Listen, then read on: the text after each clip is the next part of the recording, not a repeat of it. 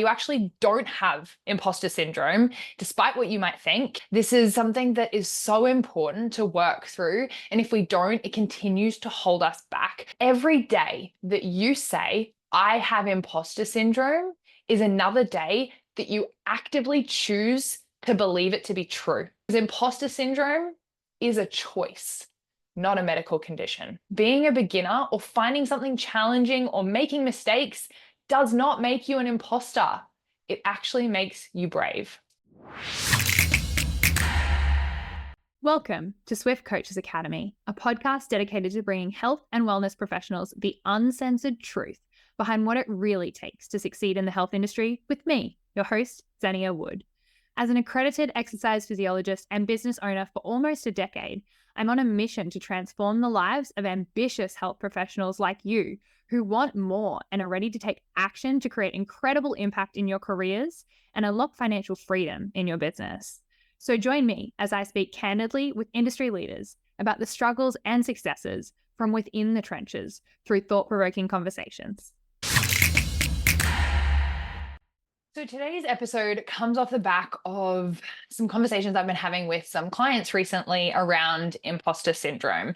And I see that it holds so many people back. So I really wanted to take the time to dedicate an entire episode to it. And I did a little differently this time because this is something that is so important to work through. And if we don't, it continues to hold us back. So I've actually written out most of what I'm going to say today and created this far more structured than usual. So I'm basically going to be reading from my screen, adding in things where necessary.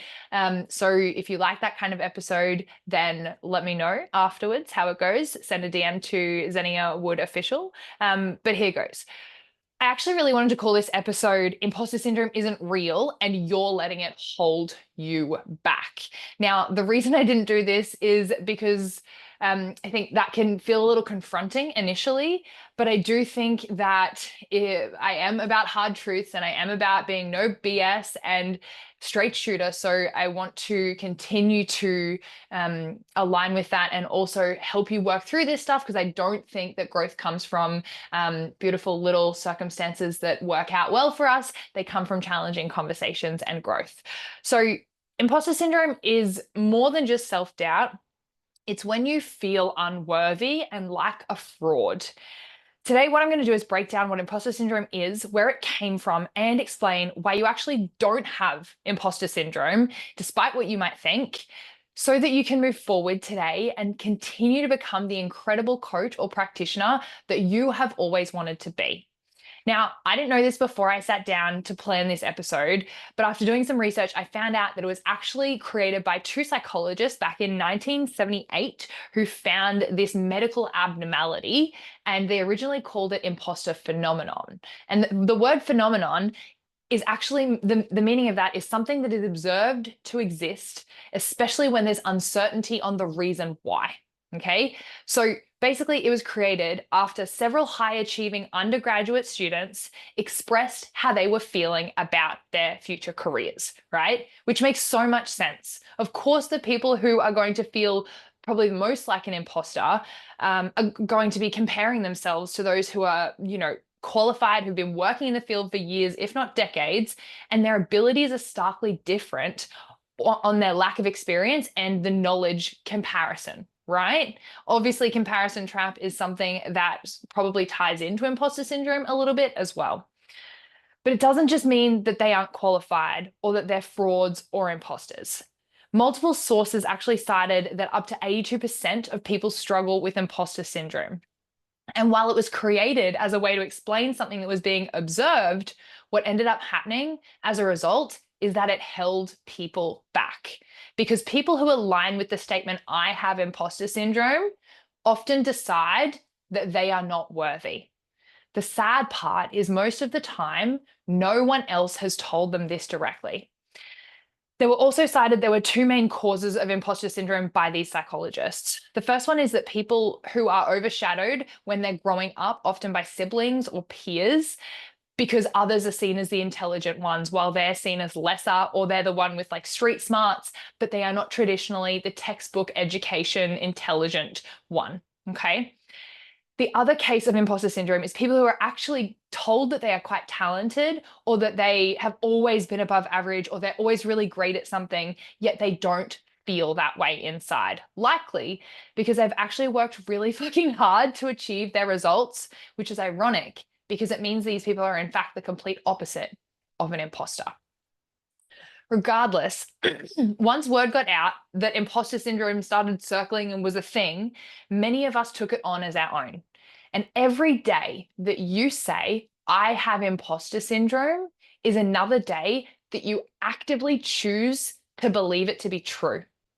It's saying, I don't feel worthy of my success, of my qualifications, of the skills that I have, or that I don't feel I am up to the task. And it's based on the premise that you are deficient. But the thing is, it's normal to feel these things, these feelings of uncertainty, of a lack of confidence, when you actually aren't sure if you are right, or if you don't yet have the skills or knowledge required for the job, right? If you genuinely do not have the skills, don't be someone you're not, and don't claim to know something that you don't.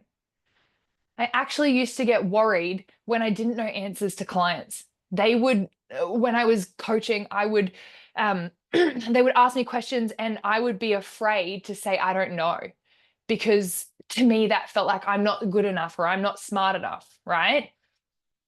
But when I started to admit my limitations and I started saying to my clients, I actually don't know the answer to that, I actually gained far more trust from them, because then they would believe me when I would say other things with confidence, or I would tell them something that I did know the answer to, because I was someone who openly acknowledged when I didn't know the answer.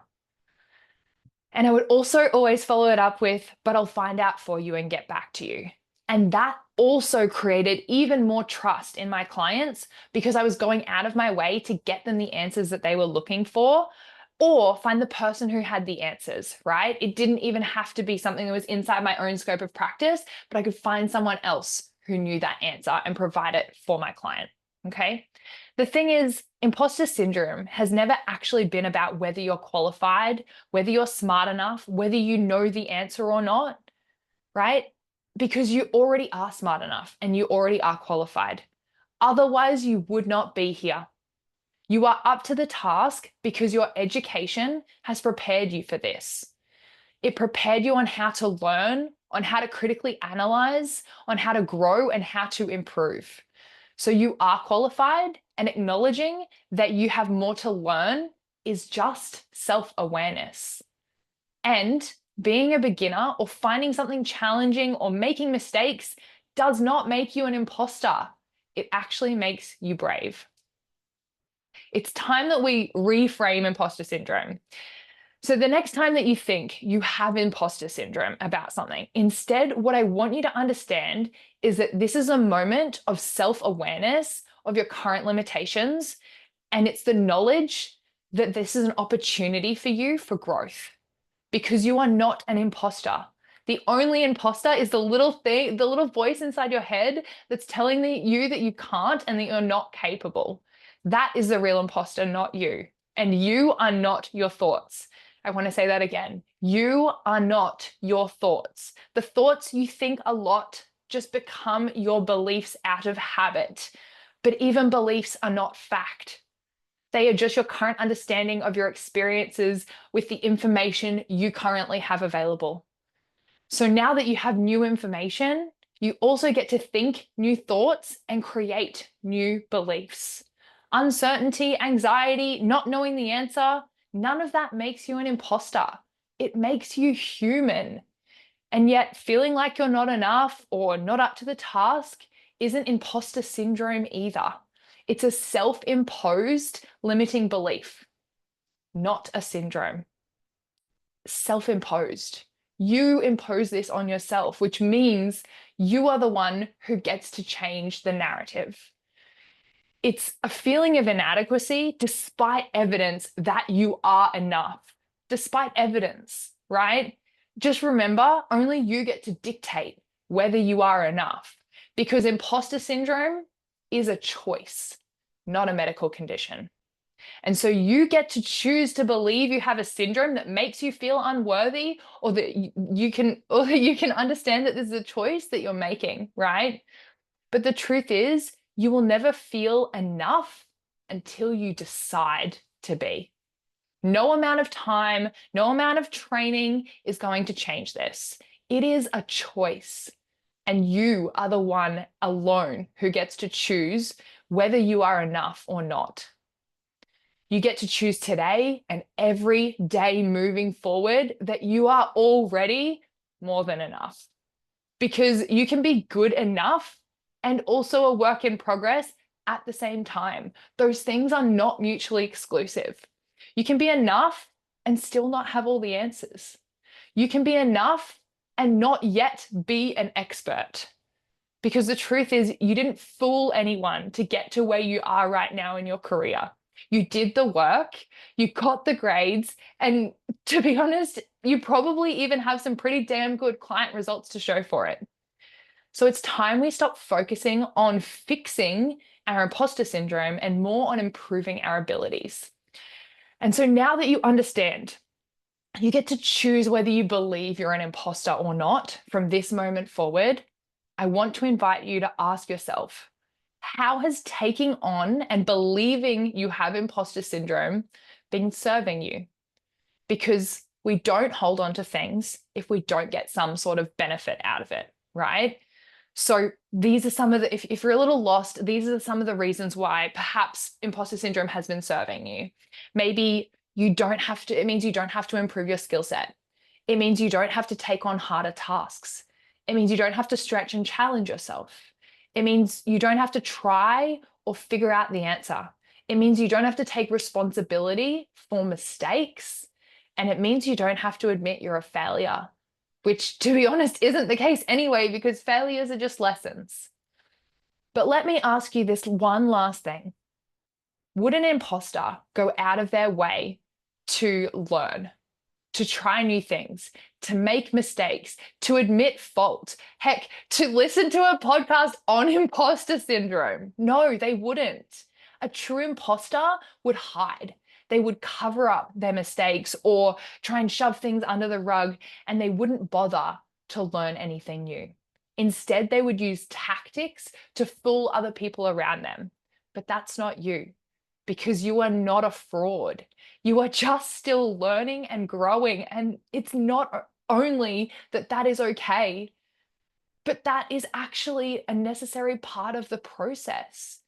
And that doesn't make you or I an imposter.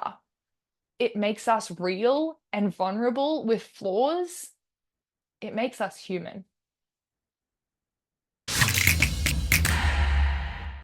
I have a tiny favor to ask of you, and that is to just hit that subscribe button if you have not done it yet. If you've made it this far, then I hope that this has been valuable for you and for us to get more incredible guests in front of your earlobes and faces. If you're watching us on YouTube, then please do that now.